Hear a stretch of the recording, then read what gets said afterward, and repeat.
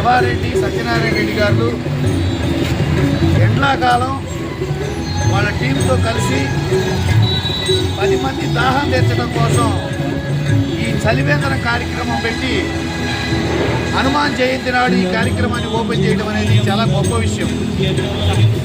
ఎప్పుడైనా చీకటిలోనే చుక్కల మెరుపు తెలుస్తుంది, కష్టంలోనే జీవితం విలువ తెలుస్తుంది, దాహం వేసినప్పుడే నీటి విలువ తెలుస్తుంది.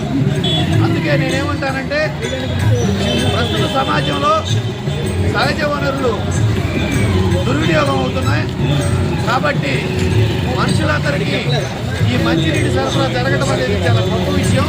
అలాగే నీటిని దుర్వినియోగం చేయకుండా పొదుపు చేయాలని ఈ సందర్భంగా నేను కోరుకుంటున్నాను.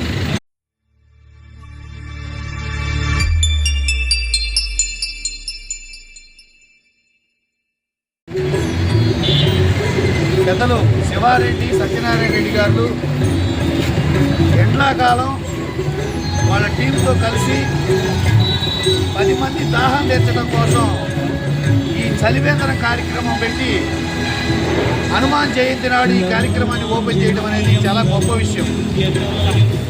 ఎప్పుడైనా చీకటిలోనే చుక్కల మెరుపు తెలుస్తుంది, కష్టంలోనే జీవితం విలువ తెలుస్తుంది, దాహం వేసినప్పుడే నీటి విలువ తెలుస్తుంది.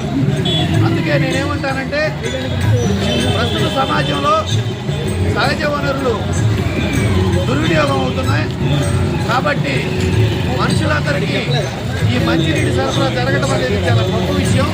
అలాగే నీటిని దుర్వినియోగం చేయకుండా పొదుపు చేయాలని ఈ సందర్భంగా నేను కోరుకుంటున్నాను.